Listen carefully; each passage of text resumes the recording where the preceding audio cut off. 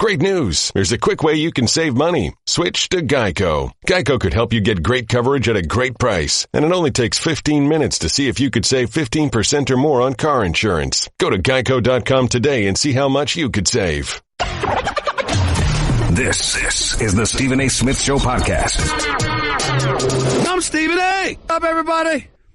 Welcome to the latest edition of the Stephen A. Smith Show, coming at you as I love to do every weekday over the airwaves of ESPN Radio. 250 plus markets across the United States of America, plus ESPN Radio on Sirius XM, Channel 80. Number to call up as always is 888-SAY-ESPN. It's 888-729-3776. We have the Final Four of the National Basketball Association. It will be the Houston Rockets hosting the Golden State Warriors. Game 1, Western Conference Finals, Monday night. But before then, Sunday afternoon, 3:30 p.m. Eastern Time, ABC National Television. The Cleveland Cavaliers, led by the king himself, the one and only LeBron James, rolls into Boston, Massachusetts, to go up against the emerging, young, athletic, talented, exceptionally well coached, exceptionally well led Boston Celtics, who have no fear and made it a point last night to remind me we are not the Toronto Raptors. Here we come. Bring on LeBron James. Let's get it on. LeBron James obviously is aiming for his 8th consecutive trip to the NBA Finals. 4 trips with the Miami Heat, the last 3 with the Cleveland Cavaliers, 4 games away from going to his 8th straight NBA Finals. Ladies and gentlemen, I was at TD Bank Garden in Boston, Massachusetts last night. I watched the Boston Celtics hold off the Philadelphia 76ers. I watched Joel Embiid play like a star in the second half, but in the end couldn't get it done. Played with his back to the basket, tried to post Aaron Baines and get to the basket for a layup, was unsuccessful before being stripped a little bit by Terry Rozier. Ball bounced off his leg, went out of bounds. Celtics ball. Celtics win the game. They survive 114-112. Al Horford played solid. Rookie of the Year candidate himself, Jason Tatum. Yes, I spoke to his mama last night. She told me to make sure I mentioned he's a Rookie of the Year candidate, reminding me that if he were playing for another team and had more responsibility, it wouldn't even be a debate. Her son would be Rookie of the Year instead of Donovan Mitchell or Ben Simmons. I got it, Mama Tatum. I got it. She made sure I promised I would say that, so I'm keeping my word. Jason Tatum is a viable Rookie of the Year candidate, should be strongly considered for it. Obviously, he's a stud, a shining light of their 2017-2018 rookie class, no doubt. Dropped 25 last night, played ball, made some big shots down the stretch. Big time put back by Marcus Smart. Big time defensive play by Marcus Smart against Dario Saric. Terry Rozier chipped in about 17 points with a couple of big time shots of his own. The Boston Celtics are long, they are deep, they are feisty, they are not scared of a damn soul. But I'm here to tell you something right now, ladies and gentlemen. King James is a different beast. Now, I love me some Boston Celtics. I didn't think they were going to win this series against the Sixers initially, but after the Sixers virtually blew that first half 22-point lead against against the Boston Celtics, when the Philadelphia 76ers blew that in its first half of Game 2, I knew the series was over then. I said, this is a wrap. Philadelphia comes, loses Game 3. I said, damn it, they might get swept. But then they survived Game 4, which I predicted they'd win, but I knew they wouldn't win last night, which is why I called for them to lose. Because you know what? The Philadelphia 76ers are a damn good team. Too young, too devoid of playmakers, clearly in desperate need of some other talent, another playmaker, and they simply didn't have it. There's no way around that. There's absolutely positively no way around that. The Boston Celtics didn't have that problem. Terry Rozier can make plays. Marcus Smart in his own unorthodox way can make plays. Al Horford, as unattractive as his game looks sometimes, is highly effective, and he's a veteran. Jason Tatum can flat out ball as well as Jaylen Brown. And by the way, Jason Tatum's 19. Jaylen Brown is 21. Everybody's been talking about the process. The process. Let's talk about the process. Let me tell you something that I said on First Take this morning. Process is fine. We've been looking at the wrong process. See, when we talk about a process, the real process didn't take place in Philly. The real process took place in Boston. Ladies and gentlemen, do you realize that while the Sixers were throwing one season after another, before Sam Hinkie got pushed out the door, they had every intention of losing a couple of more years? Does any of y'all realize that while all of that was happening in the city of brotherly love, where they showed no brotherly love whatsoever because they were tanking seasons and just shredding apart the reputation of the Philadelphia 76ers and the Philadelphia sports town, a great sports town that it is? Do you know what was happening in Boston? Since 2008, when they won the NBA Finals, they beat the Los Angeles Lakers. Do you know how many times the Boston Celtics have missed the playoffs since then? Once. One time. In the last 8 or 9 years, the Boston Celtics have missed the playoffs. One time.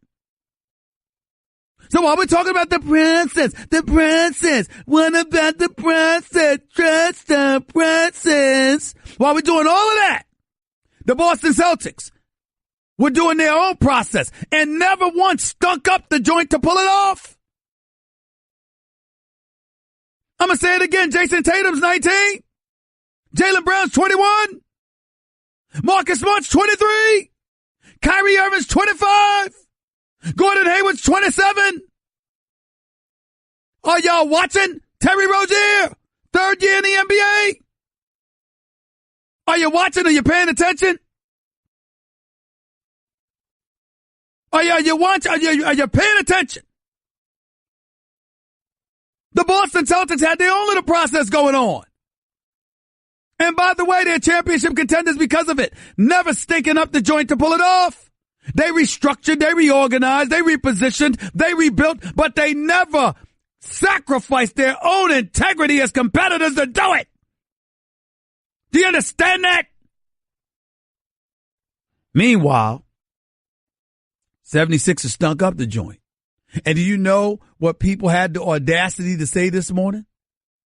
Well, the 76ers never promised you they'd win a championship. They were just trying to retool and get young players and develop them. Well, what the hell are you trying to do? What are you trying to do while you're charging the paying customer? What are you trying to do?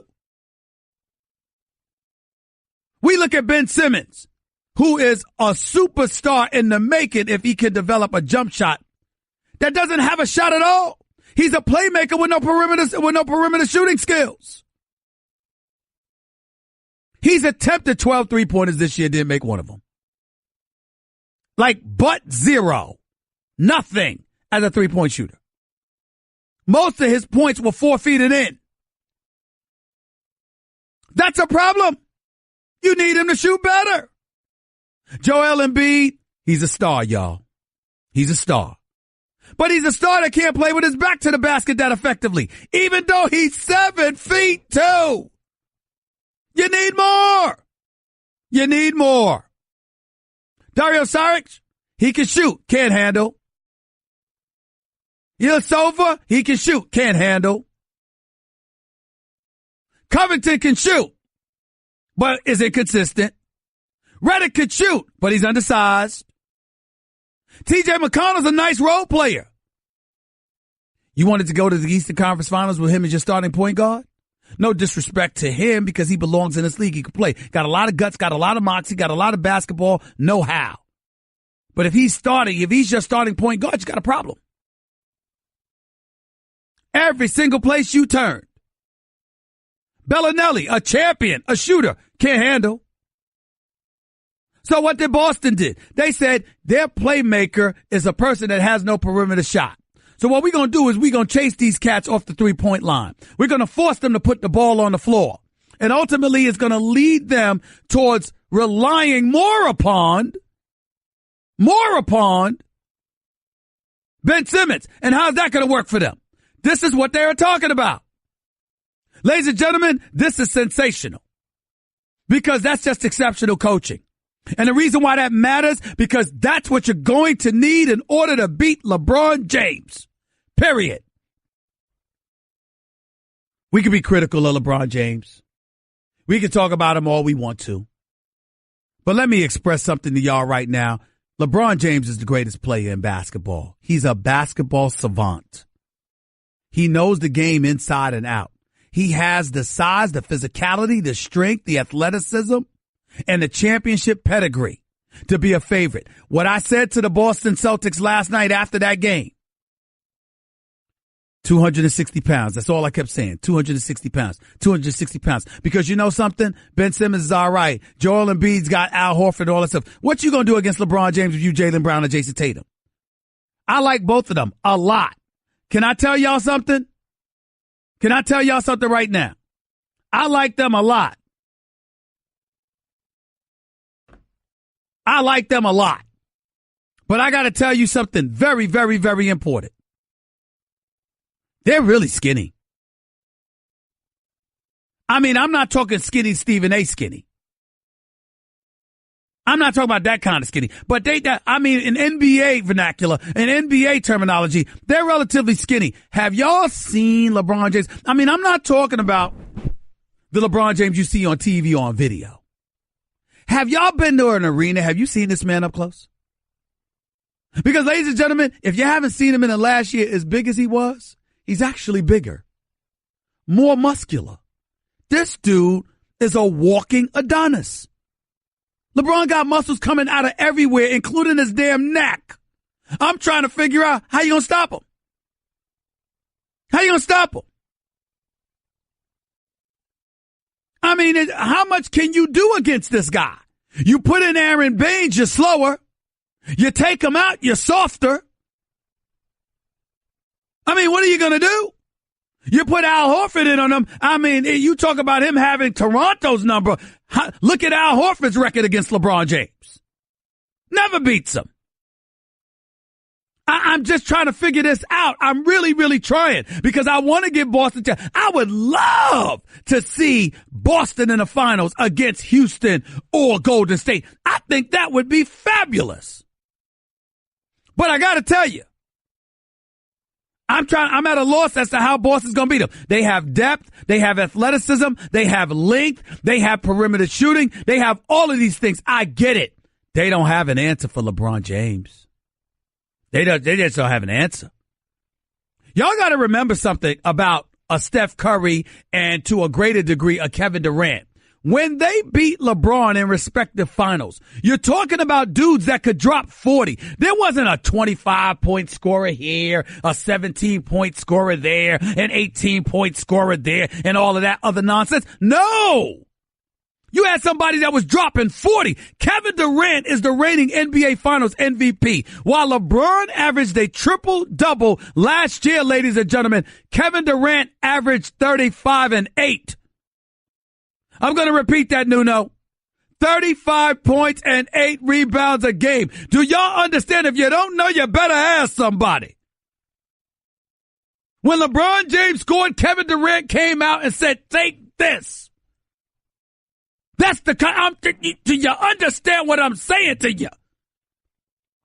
I don't see that on Boston.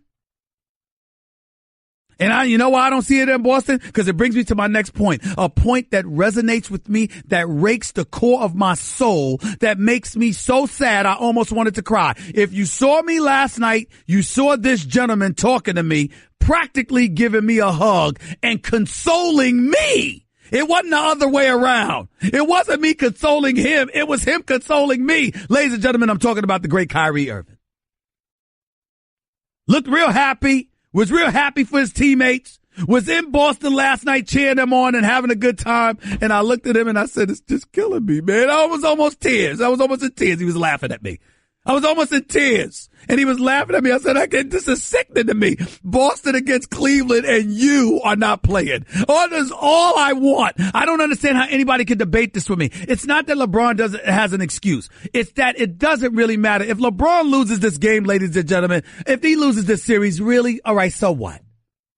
You really think that the NBA right now, you really think that ratings are going to plummet if Golden State plays Boston? Or if Houston plays Boston, assuming that Boston plays them as tough as they play everybody else, you really think there's going to be some loss in ratings? I promise you there won't be. I promise you there's going to be people that want to see that series. That's a sensational series. Boston against either team in the West. To be quite honest with you, once upon a time, we were getting LeBron fatigue. Because we said Cleveland don't have a chance. Now they look better, so we see. But let me tell you something. Boston's a damn good team. And by the way, Boston plays Golden State better than most. They play them tough because you see they don't have to worry about a 260-pound locomotive coming at them. I think Boston would rather play Golden State than Cleveland because of this damn LeBron James. I mean, I'm just looking at him like, what the hell are you taking? 15th year in the league, 33 years old, looking like you're 20, got muscles coming out your ears and your neck. I mean, what the hell is going on? It's like superhuman. And I'm going to give credit where credit is due. I'm not trying to imply anything negative about him because I know he's a workout warrior and he takes phenomenal care of his body and he deserves all the credit in the world for the conditioning. But my God, I'm like, look at him. I mean, he's got his back to you and you just see, I mean, it's like watching Goldberg walk into a ring in his prime. Goldberg, WWE, in case y'all don't remember. I mean, he was going in a match against Diamond Dallas Page one time, was going in against, I forgot, oh my goodness. Diamond Dallas Page was one opponent. Andre the Giant was another. He won the title for the first time when he beat Hulk Hogan. All right. We get all of that. Brock Lesnar, when he went in the ring against him. You ever see Goldberg walking into a ring? Ladies and gentlemen, the only difference between him and LeBron James is that LeBron James got a darker pigmentation. That's how big LeBron looks. He looks massive. And I'm looking at Jason Tatum and Jaylen Brown, and I'm like, what are y'all going to do? Jaylen Brown tells me last night, don't worry about it, bro. We love seeing you apologize to us. It's a lot of fun. You'll apologize to us again. Don't worry about it. And started laughing at me. They all laughing at me. Him and Marcus Smart, Jason Tatum, all of them was laughing at me. And guess what? I deserve it, damn it. I deserve it because they were right. They ain't going to be right this time. I don't know how they can stop LeBron James. I just don't know. Which, by the way, brings me to the point of why Dwayne Casey not needing to be fired. Dwayne Casey, what's his problem? He's running into LeBron. He can't beat LeBron. Well, guess what? Nobody's been able to beat LeBron but Steve Kerr and the Golden State Warriors. So why is that reasons for him to be fired? There might be reasons for him to get DeMar DeRozan up out of there because his heart got snatched. And I like DeMar, but that's what happened. But outside of that, I don't know what else is there to say. To me, Dwayne Casey should be retained. Now, he should have been coach of the year. I think that should have been Mike D'Antoni for Houston. I think Mike D'Antoni's coach of the year. I think there's something to be said for a sustained level of excellence from start to finish throughout this season. You can mess it up. He didn't do that. Mike D'Antoni pulled a Phil Jackson when he was with the Lakers. I think he deserves a lot of credit for that. And because of that, I think Mike D'Antoni is the coach of the year. You know I have to believe James Harden is the league MVP.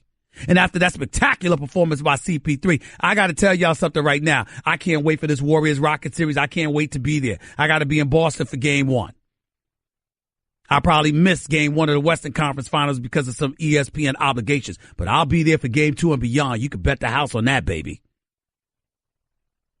And having said all of that, I got to tell you, Golden State is the team to beat. They are clearly the favorites. I don't give a damn what anybody says. But I'm not rooting against Houston. I love them brothers for Golden State, including Kevin Durant, despite his decision to go to Golden State and how I rake them through the coals for that. Doesn't take away from the great person and basketball ambassador that he is. He's a good dude. He really is. And Chris Paul is a pit bull who's temperamental, don't like anybody saying anything negative about him with his sensitive self. But I got news for you. What a phenomenal person he is. He truly, truly is. A phenomenal basketball player and a great leader. President of the Basketball NBA Players Association. Wonderful, great family man. If you doubt me, you don't even have to look at his wife, who's wonderful, and how much of a family man he is. Look at his brother. Good people. His parents, wonderful people. You can just look and tell through people's pedigree and their family tree what kind of person they are. I know his mama and daddy. doesn't get much better than them. Chris Paul is special, man. And it's special to see him in the conference finals for the first time. And what I love about him most is that he got here for the first time, and you can see it in his face. He ain't finished. He's just getting started. That's his mentality. He is not finished. He's going for it. And James Harden is a really good dude, too. So I'm not rooting against them. And I'd much rather be in H-Town than Oakland. No disrespect to Oakland, but I've been there enough the last 3 years. But I also love me some Steph Curry, KD, and Draymond Green is my dog. I love that brother.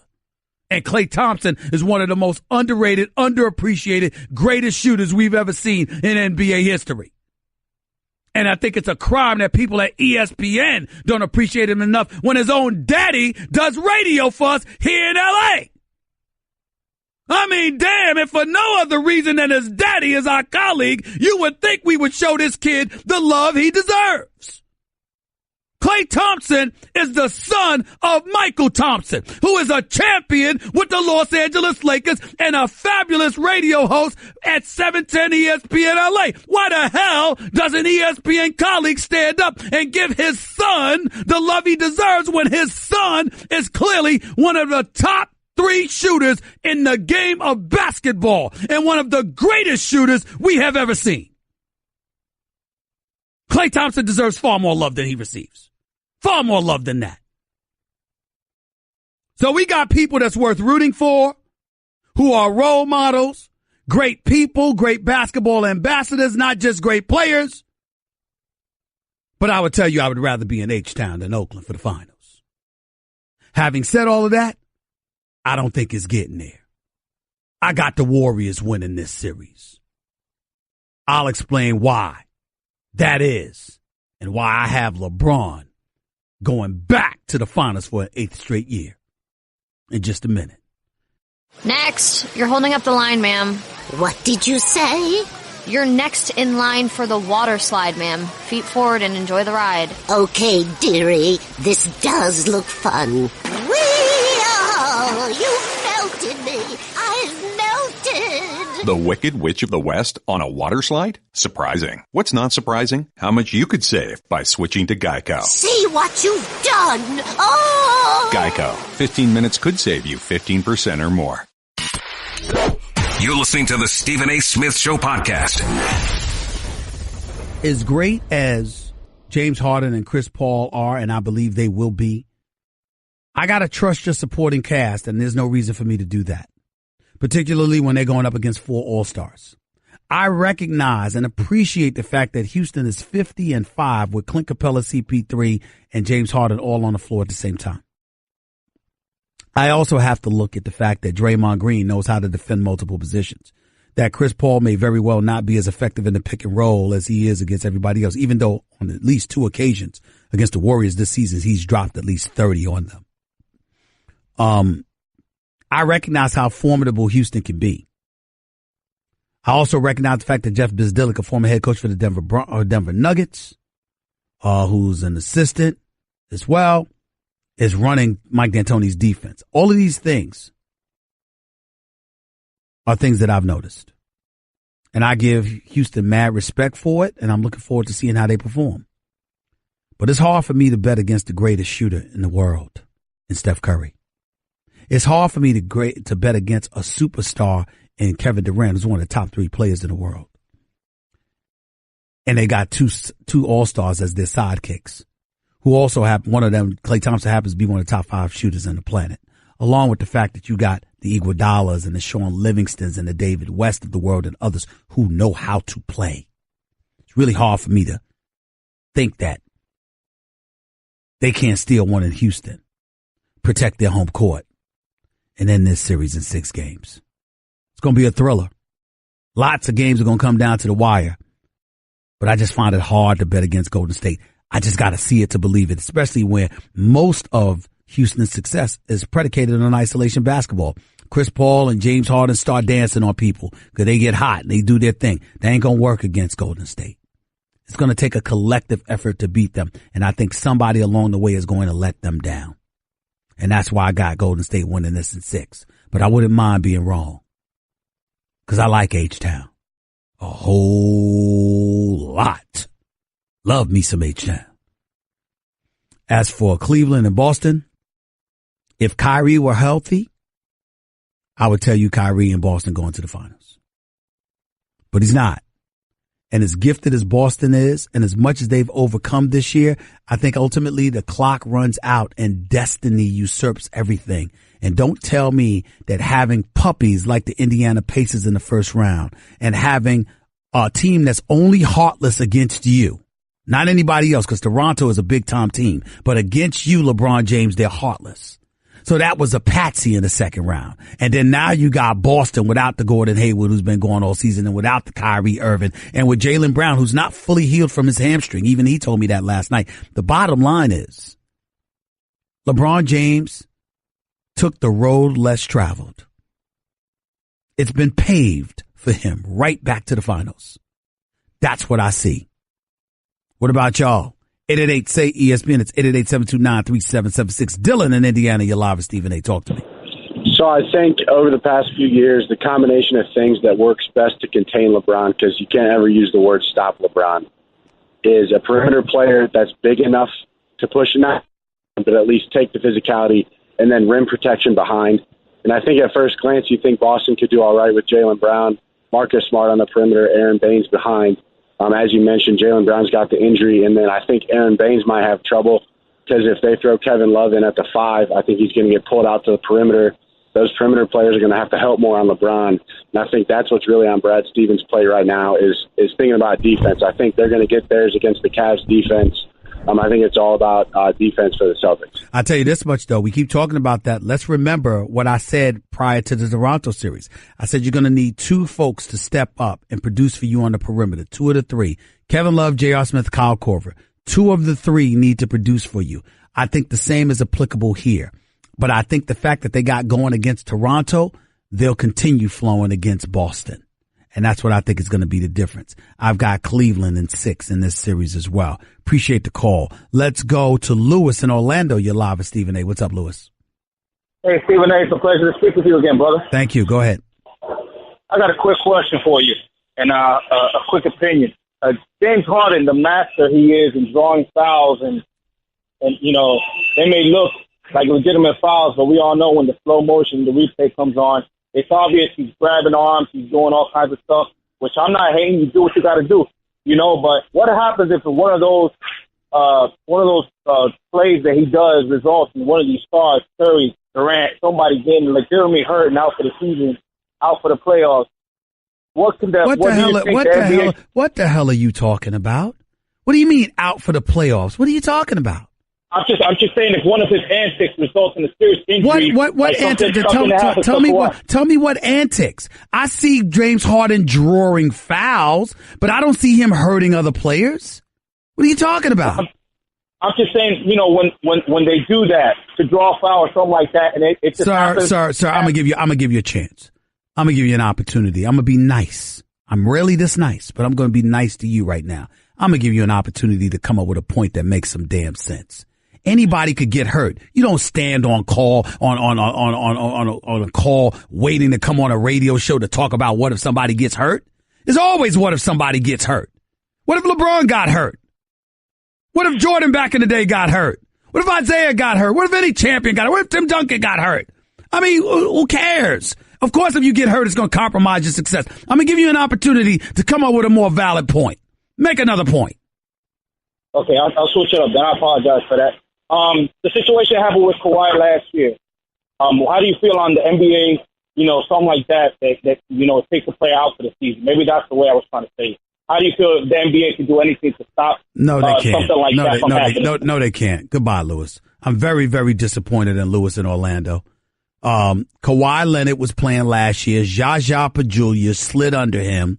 Greg Popovich went ballistic because he felt it was intentional because Kawhi Leonard came down on his foot, twisted, injuring his ankle, and he was out for the rest of the series. And the San Antonio Spurs, who were up 23 at the time that Kawhi Leonard went down, ultimately lost that game and got swept in the series. That's what Lewis in Orlando spent all of that time on the air talking about. Oh my God, what if somebody gets hurt? You're going to sit on the line waiting to come on a nationally syndicated radio show to ask a question about whether or not somebody's going to get hurt.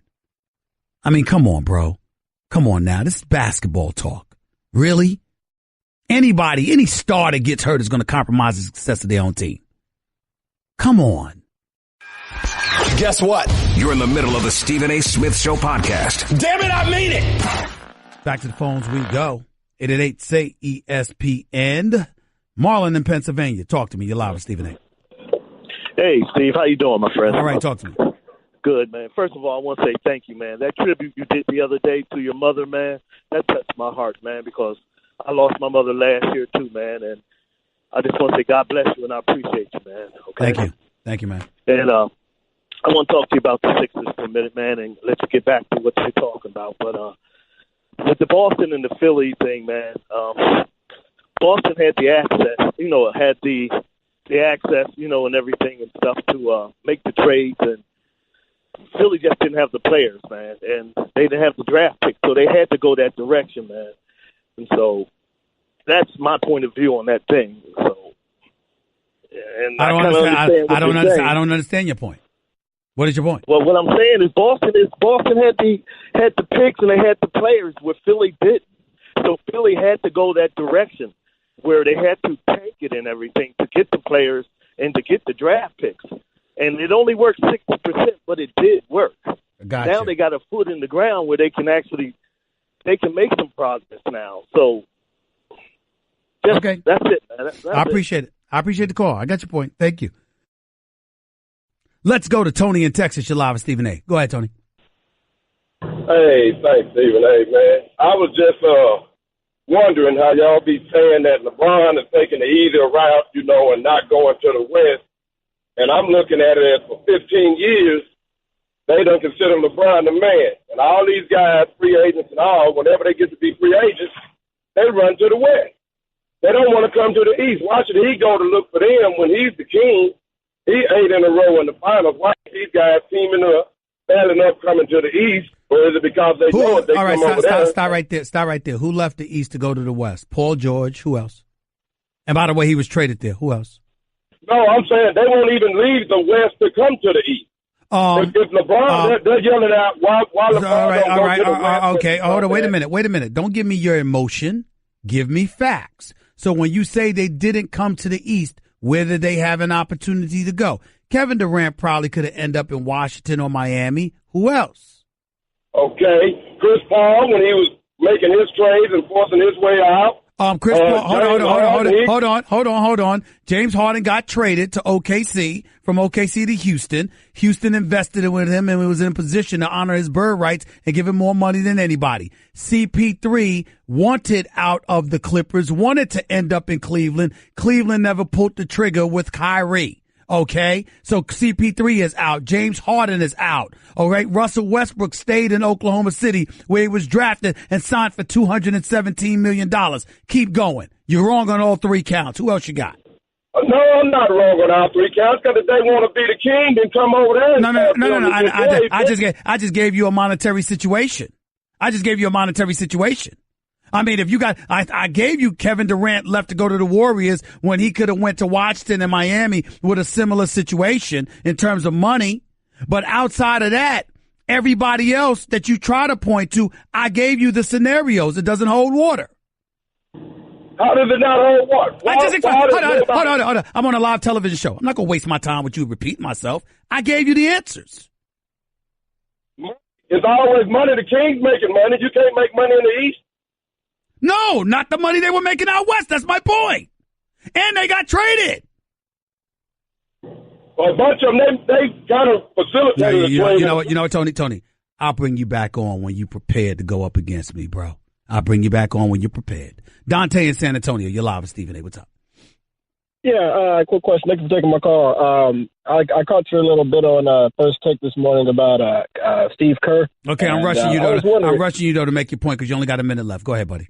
Okay, so are the Golden State Warriors good because they're being coached by Steve Kerr, or is Steve Kerr good because he's coaching the Warriors? You know what I mean?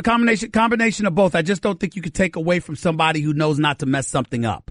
They weren't a champion until Steve Kerr got there. We have to give him credit, just like we had to give Phil Jackson credit. There were coaches that were there coaching Kobe and Shaq before he got there, but it wasn't until Phil arrived that they won a title. We recognize him as the champion he is. You know what? Doug Collins was a damn good coach before Phil Jackson took over in Chicago. He had Pippen and Jordan, but they didn't win until Phil Jackson was their coach, and Jordan swore by him. So we have to remember that. Gotta run. Appreciate the call. By the way, ESPN Radio is presented by Progressive Insurance, with insurance for cars, home, boat, motorcycles, RV, and commercial vehicles at 1-800-PROGRESSIVE and Progressive.com. Hour number two up next. You see that botched situation by the manager for the New York Mets? Keith Hernandez will come on to talk about that and more in hour number 2 with Stephen A. on ESPN Radio. That's just a sample of what you'll hear on the Stephen A. Smith Show. Weekdays at 1 p.m. Eastern on ESPN Radio and the ESPN app. This is the Stephen A. Smith Show podcast.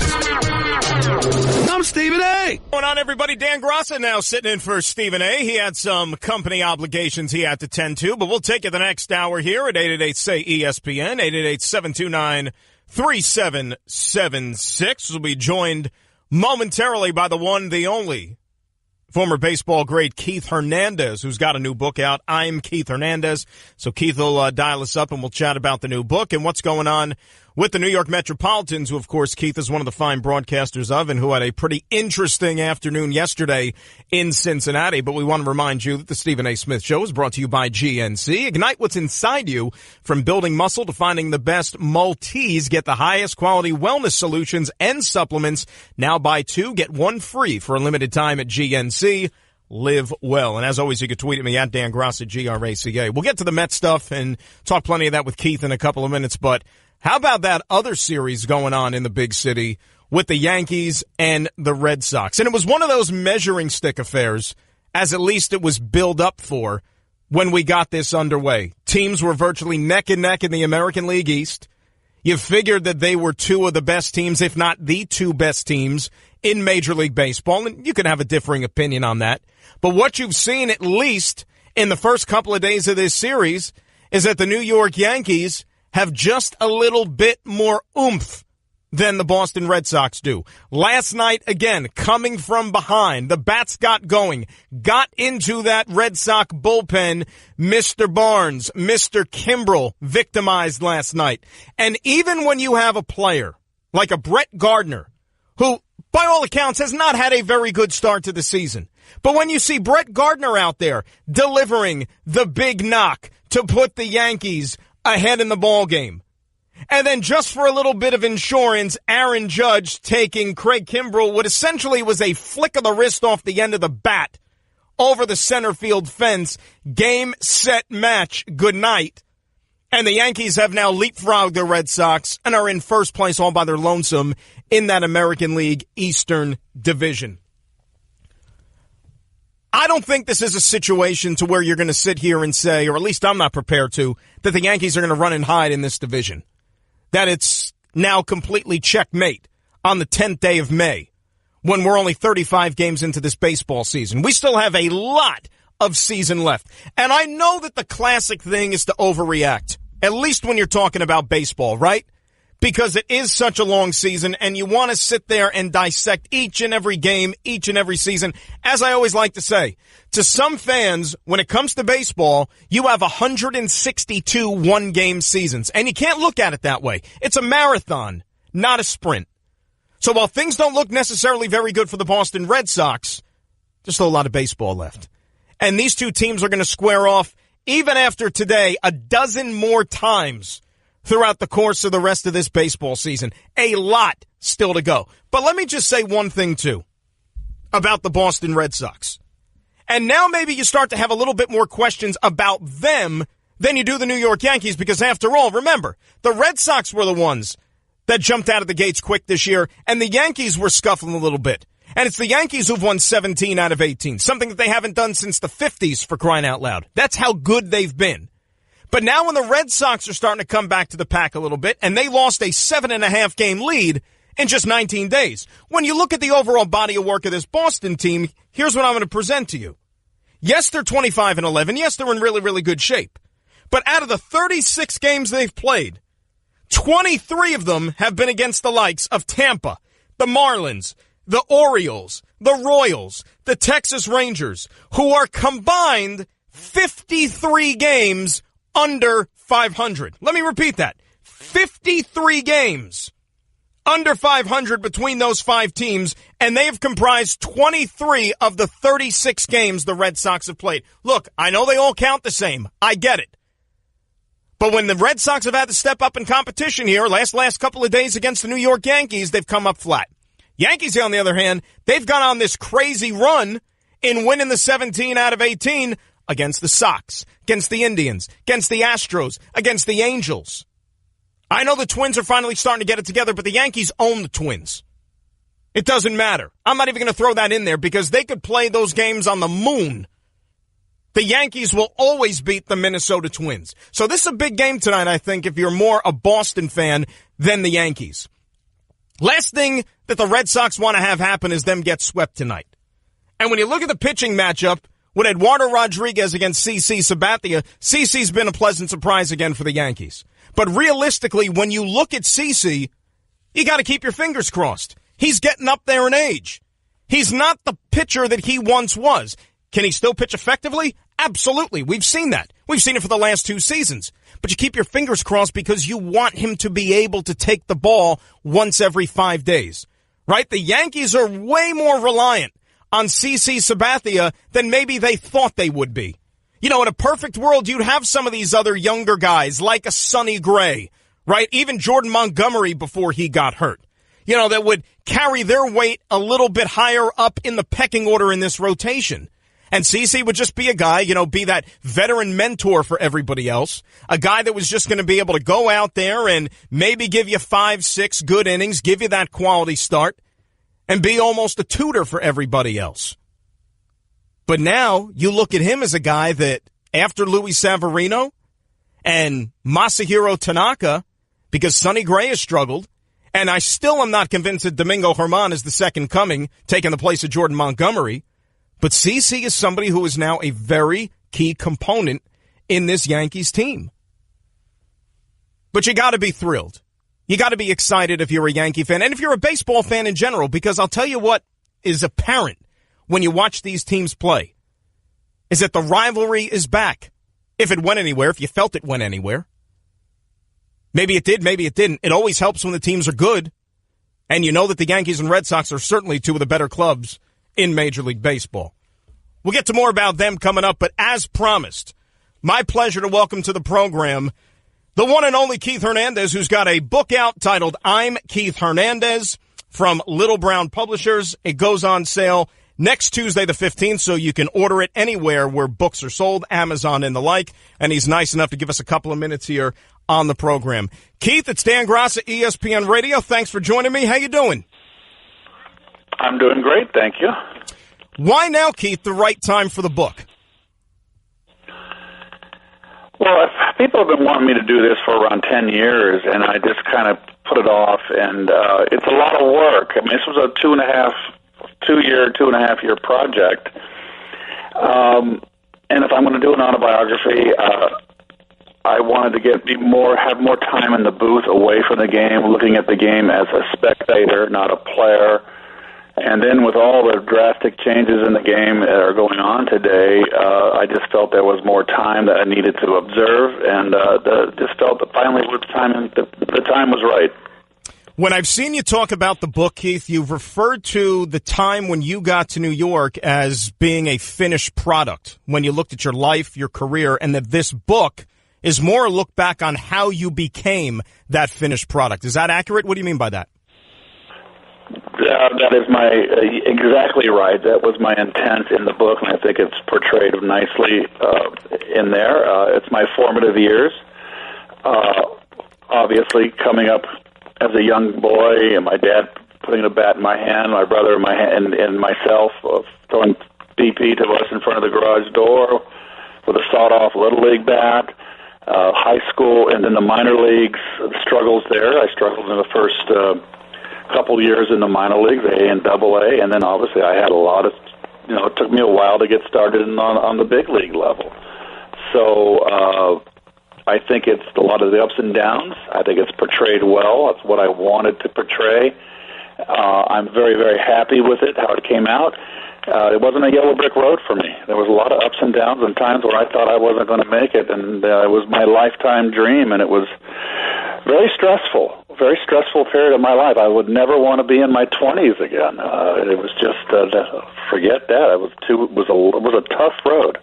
Talking with Keith Hernandez here on ESPN Radio. In looking back to those days, and it was a long time ago. We're talking 40-plus years and maybe more. Were there things that maybe you revisited again when writing this book that you gained a deeper appreciation for, which maybe you kind of just dismissed as not being too important back when it was actually happening? You know what, guys? I'm sorry. We got bumped into, and you guys just went dark on me. I didn't hear a word you said. Sorry. I missed half that question. No problem, No, Keith. it's not your fault. I missed half the question. I apologize. No problem. I said when you were going back and you were going through the process of writing about those times, was there something you gained a greater appreciation for, which when it was happening in your life, you maybe just dismissed it and maybe not put too much stock into it?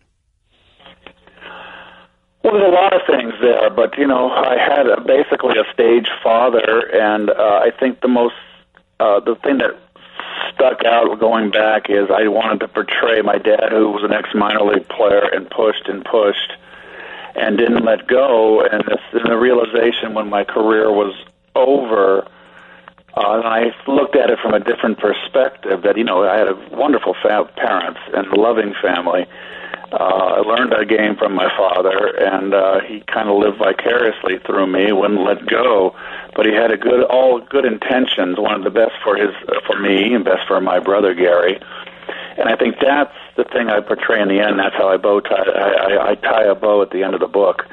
My father unfortunately passed away a year after I retired. We never had a chance to really have a long conversation about our relationship over the years through my career in high school, and it was kind of a lot of angry moments and love. I don't say love-hate relationship because it wasn't hate; it was just a love and anger kind of a relationship.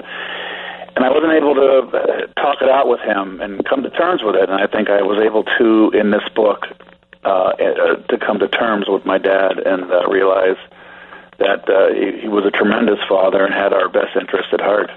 I'm Keith Hernandez is the book. It's out Tuesday, Little Brown, the publisher. Keith, I got to ask you about your newfound fame on Twitter. At Keith Hernandez, you could follow Keith. It's a fantastic follow. What are you more surprised at, that now you finally are a member of the Twitter family, how active you've been, or frankly, how big a celebrity your cat has become? Haji here. I mean, he's like the greatest thing all of a sudden. All three, actually, because it's very ironic. I have three daughters that are in their 30s, and they were on social media, and they've kind of burned out and gone off, and now their dad, who from another generation, I only have a Facebook page because my kids, I could follow my kids because they put, and see what they're doing in their life. And now they've kind of took a step back from that, and their dad is knee deep in it. So I originally went on it because I was going to promote the book. And I have an apparel line also that I was going to promote. And when I did the video of that morning, and I learned how to video, which I had no idea I could do that, and someone told me I could, I just decided to walk out and get the paper with Haji, and all of a sudden that went viral, and I went from, I got 70,000 followers. I mean, there's cat lovers and animal lovers everywhere, and I'm having fun with it. I've always liked to write. I prefer Twitter because you got to write, where Instagram is more photos, and but I've always been able to write. I've always loved to write, and I took typing in high school, which is probably the best thing I ever got out of high school, and I'm able to type, and I just really enjoy it, and I have fun with it, and I interact with the fans, and I don't just talk about baseball. I talk about different things. People are interested in what I'm doing, and it's fun. I got to be honest with you, Keith. My wife is a huge cat person. I had to buy her the Keith and Haji T-shirt. She had to have one. So I contributed to your cause there and really continued success with that. It really is a riot there. Let's talk a little Mets here before we say goodbye. 35 games into the season. Obviously a rough last couple of days there in Cincinnati and highlighted by the batting out of order snafu there at the beginning of the game. I know it's just 35 games, but do you think the last couple of days there in Cincy represented rock bottom as far as the early portion of this season from what you've seen?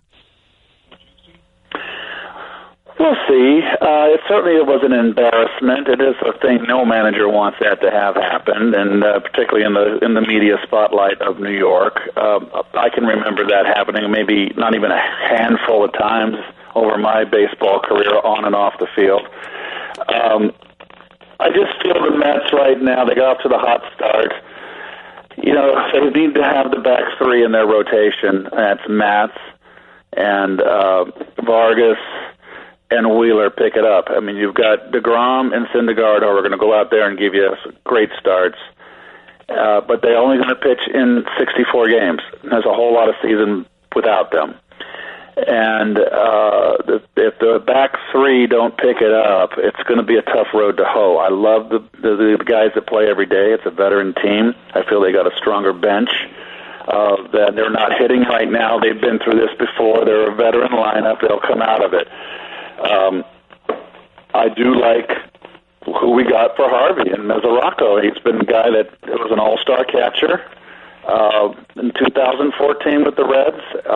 He's had 3 major surgeries. I talked to him yesterday. He said he feels as healthy as he's ever felt in his life. He's excited to be over there. He caught his first game yesterday with Wheeler, and what I loved was how he interacted and exhorted Wheeler. And I love the game he called. He called more fastballs.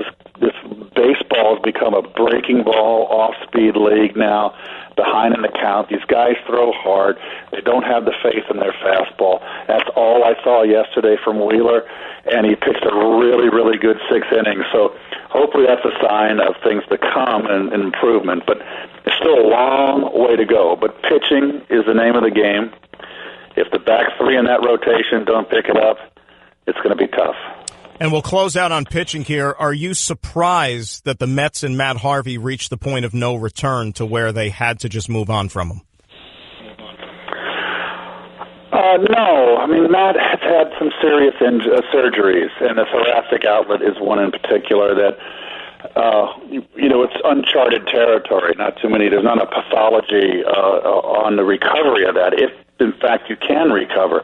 It's pretty apparent from what we saw of him that he's not the same pitcher. He doesn't have the 97, 98 mile an hour fastball, the 92 mile an hour slider. He may never get it again. He may. But if he doesn't, he has to be an entirely different pitcher. He has to be someone who goes out there and pitches. And a lot of baseball today, what I've seen is that the lords of baseball love these guys that throw through a brick wall, and they don't know how to pitch. And then all of a sudden they lose a little bit of that fastball, and they don't know how to pitch to the corners. They're all throwers. There's too many of those. So I think Matt leaving is a good move for him. A new environment is good for him. And he wasn't performing here. And, he created a big mess for himself. He made a lot of enemies here as far as the media, and he was a big comet here. He wanted to be the next Joe Namath, and you got to put 4 or 5 years together, and take your team to a World Series like Namath took the Jets to a Super Bowl before you can, be the bon vivant around town. The book is I'm Keith Hernandez. You can follow him on Twitter at Keith Hernandez. Keith, I wish we had some more time. Best of luck with the book. Really appreciate a couple of minutes here this afternoon, and we'll talk to you soon. Oh, thanks for having me on. Thank you. Okay, there's Keith Hernandez. We will get to some calls here when we return at 888-SAY-ESPN, 888-729-3776. And you get the feeling of being rewarded with gold status at Shell with the Fuel Rewards program. Download the Fuel Rewards app. Join and start saving 5 cents a gallon today. As I said, 888-SAY-ESPN is the telephone number, 888-729-3776. And, you know, as Keith was alluding to there with the Mets and the lineup snafu yesterday, yes, it's rare. Yes, it's something that's a bad look. But I'll say this. If the Mets were sitting there at 11-1, like they were at the beginning of the season, when everything was right with the world, when Mickey Callaway looked like a genius that could do no wrong, and the batting out of order thing took place then, it wouldn't be that big of a deal. Yeah, you'd laugh at it, you get a chuckle out of it because it's kind of little league-ish. But the fact that the team has been slumping, they can't get out of their own way, and on and on and on, and then you have that punctuating, losing 2 out of 3 to arguably one of the worst teams in baseball, a team with a garbage pitching staff, and the Mets could only muster 3 runs in the last 2 games in that ballpark, which is a launching pad. That's why it's as big of an uproar as it is. That's the bottom line. And the Mets have some questions right now. Yes, it's a marathon, as we said about the Yankees and the Red Sox and with all these teams. There is a lot of baseball still to be played. But what would concern me with the Mets is that a team that was supposed to be forged on its starting pitching, right now there are legitimate questions, and we're not even to Memorial Day. A guy who was supposed to be part of that staff is no longer on the team in Matt Harvey.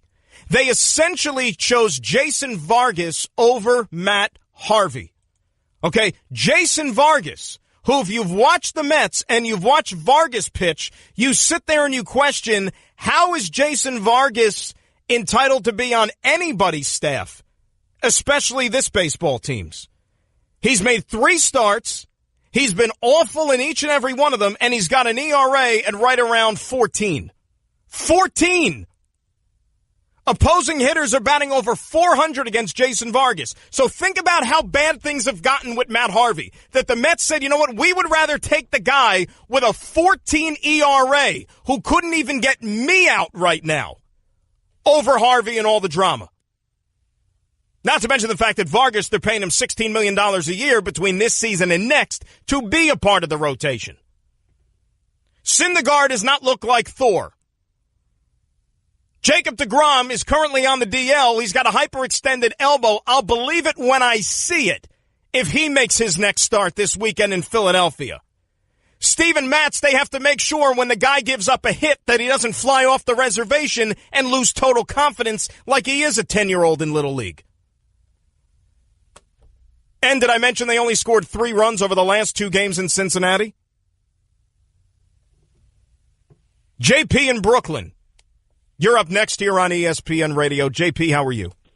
Thanks a lot for having me. Why can't the Giants, the Knicks be like the Yankees, whereas they put together an all-star staff, they put together an all-star team, you know, they make all-star decisions, you know, for the franchise and, you know, make their fans happy instead of, you know, the bosses over there.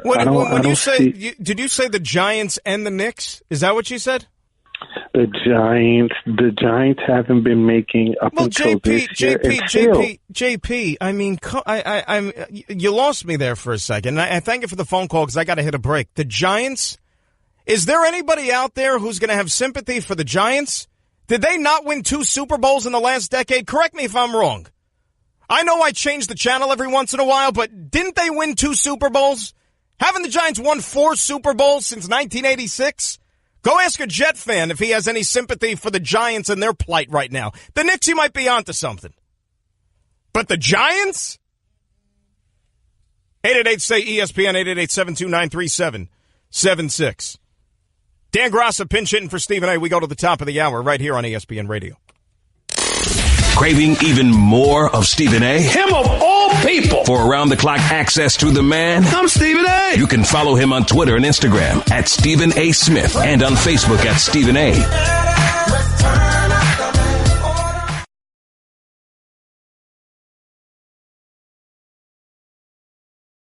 Next. You're holding up the line, ma'am.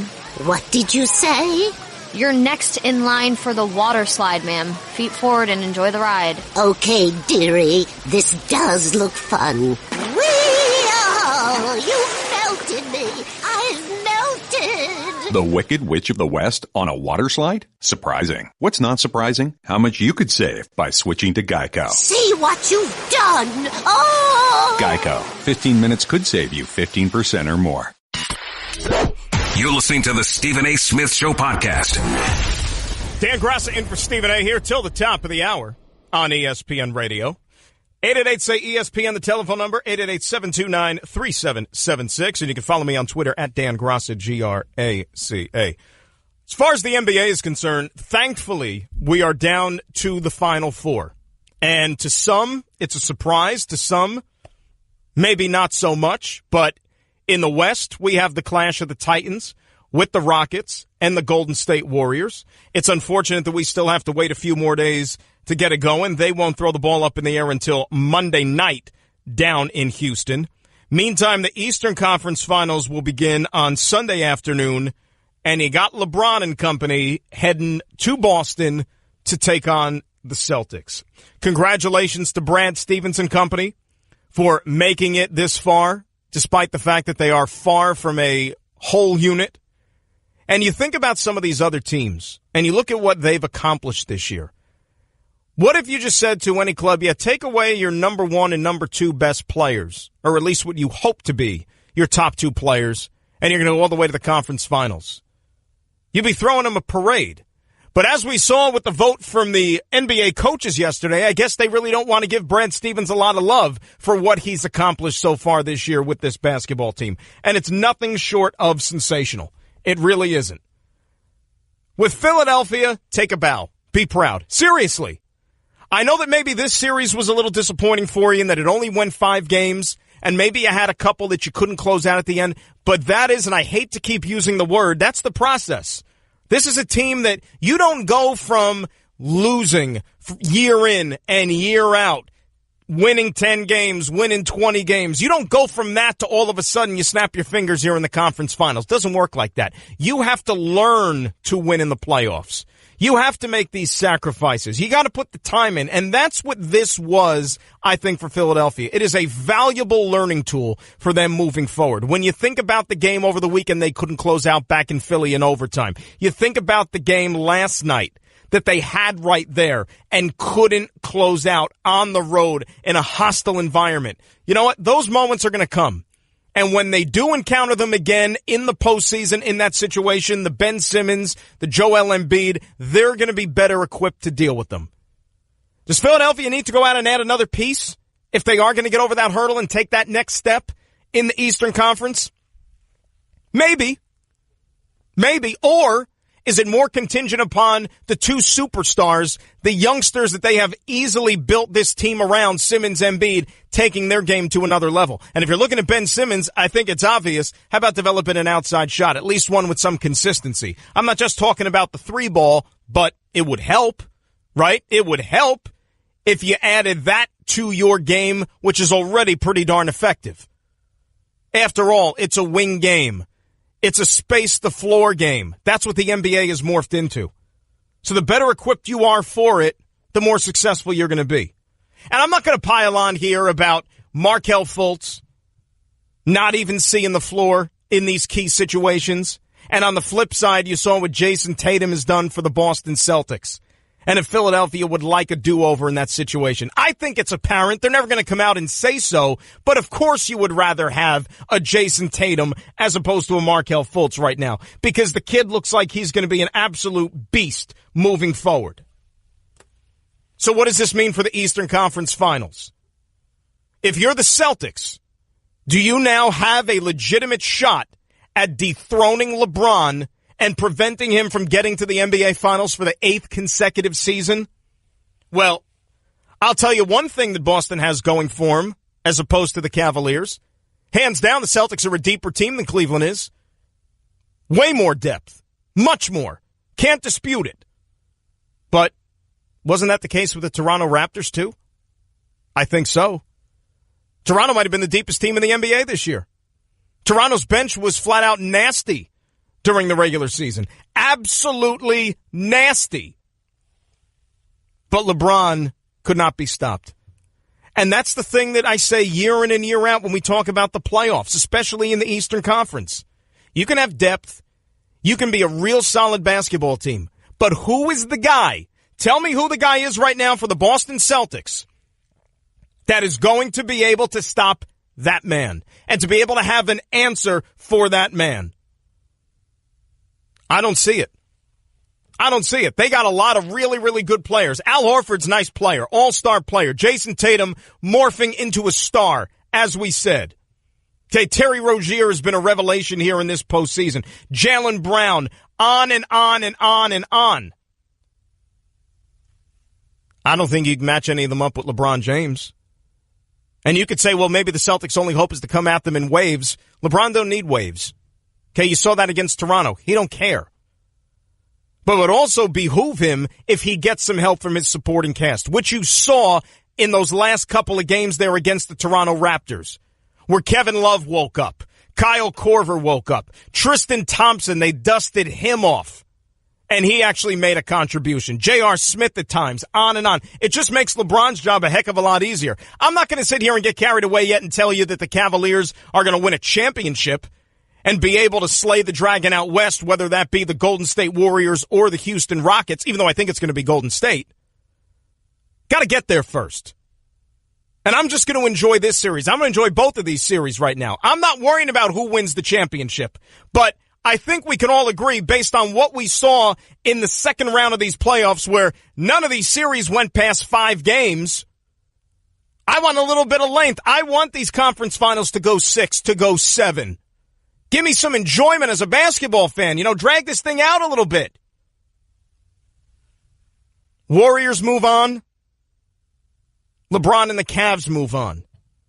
And we got Golden State, Cleveland again for basketball's top prize.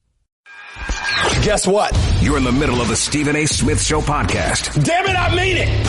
Phone number is 888-729-3776. And as always, you can follow me on Twitter at Dan Graca. Let's say hi to Lee in Phoenix. Lee, you're on ESPN Radio. How are you? I'm pretty good, Dan. How you doing? Good, Lee. What's going on? Okay, I just need to put a pin in this about LeBron versus Michael, because people never talk about this, and when I'm done, I think you'll agree with me. Wait, people never talk about LeBron versus Michael, or this one particular No, they never talk about this one aspect. I got you. Okay. Okay, which to me separates them all together. Okay? We'll just take the 15 years. LeBron's at his 15th year. What separates them to me, what irks me, people don't bring up about Michael is this.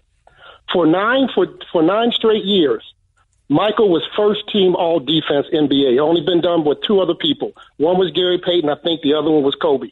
Mm-hmm. In addition to that, in 87 and 88, he was defensive player of the year, along with, for 10 years, he led the league in scoring. So you're telling me that Jordan also played both ends at a high level, which LeBron only made first team NBA only one time. Defense, all defense. Okay? Mm-hmm. And also in those 9 or 10 years, Jordan played 82 games. 82 games. LeBron just did it this year. So what I'm saying to you, not only did Jordan come to town where he was a 10-time scoring champion, he did it 10 times, he kicked your butt offensively, he also did it defensively for 9 years. First team all defense and defensive player of the year while he led the league in scoring. So you tell me who's the most physical person. LeBron is a physical specimen. Jordan is a physical player. In the era where traveling was different, in the era where sports medicine was totally different, Jordan played 9 years back-to-back, 82 games. And he was first-team all-defense 9 years in a row. That separates them.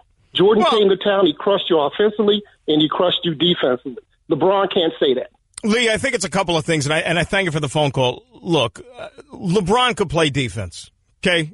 LeBron's play on the defensive end of the floor was one of the reasons, if not maybe the biggest play in that championship a couple of years ago with the block shot in Golden State. Okay, he could play defense. Now, again, the other thing, whenever we get into one of these Jordan-LeBron arguments, and it's a slippery slope, the thing you have to remember is this also. They play 2 different positions. Jordan's a 2-guard, okay? LeBron James could guard 1 through 5 on the floor. Michael Jordan can't do that. Now, Michael Jordan also played in a different era. We know that. When Michael Jordan played, you know what? They had these things called, what is it now? Oh, yeah, centers. Okay, they had those back then. Michael Jordan, if he was asked to guard Patrick Ewing, David Robinson, Hakeem Olajuwon, Shaquille O'Neal, probably couldn't do it. Not to say that LeBron would have a tremendous amount of success against those guys, but he would at least be able to stand his ground a little bit more than a 6'6" shooting guard. I'm not taking anything away from LeBron on the defensive end. I'm not taking anything away from Michael Jordan on the defensive end. You want to get into that other story about games played and that sort of thing? You're right. The NBA had a problem up until this year with stars taking off way too frequently and needing rest and, not playing back-to-backs and 3 games in 4 nights. And LeBron was right there with the rest of them in sitting games out. This year he played all 82 games. Credit to him. There were a lot of times, most of the time in Jordan's career, he played 82 games. He did. Second year in the league, he got injured. He missed a lot of that season, and then we know what happens when he stepped away to go play baseball. But the majority of the time, Jordan was out there night in, night out, because back then you didn't do things any differently. It's the way the game was. You don't worry about that stuff. Let's say hi to Tommy in South Carolina. Tom, you're on ESPN Radio. How are you? I'm good. How are you doing? Good, Tommy. What's going on? Just a couple things. The first thing is this. Like you just said, LeBron's played all 82 games this season, unlike last season. And, after watching the series against Toronto, as good of a player as he is, he's just one guy, And so my point is, what's stopping him from maybe getting hurt, getting injured? Look at Kyrie, look at Gordon Hayward. It happened to them. It could happen to him. It could. Look, here's the bottom line, though. I'm still not sitting here and advocating for more rest. You get paid to play. You should play. Injuries can happen to anybody anytime. And the one thing you say about LeBron James, all right, he has been, for the most part in his career, remarkably durable.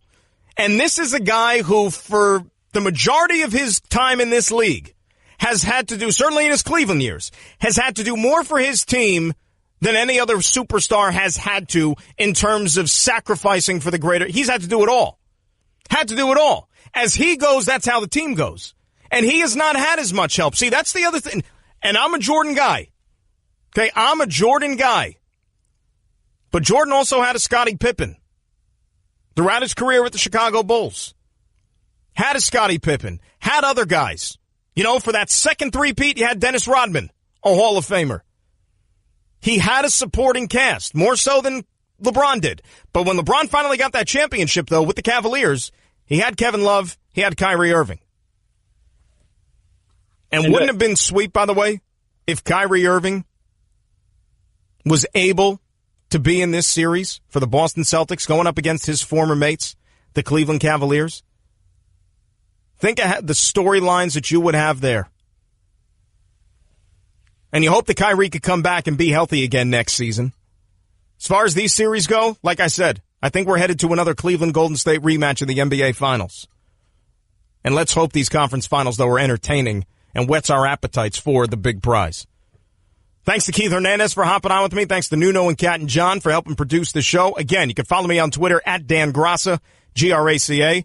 I'll talk to you next on Monday afternoon with Keyshawn Johnson on ESPN Radio. Have yourselves a good afternoon, everyone. That's just a sample of what you'll hear on the Stephen A. Smith Show. Weekdays at 1 p.m. Eastern on ESPN Radio and the ESPN app.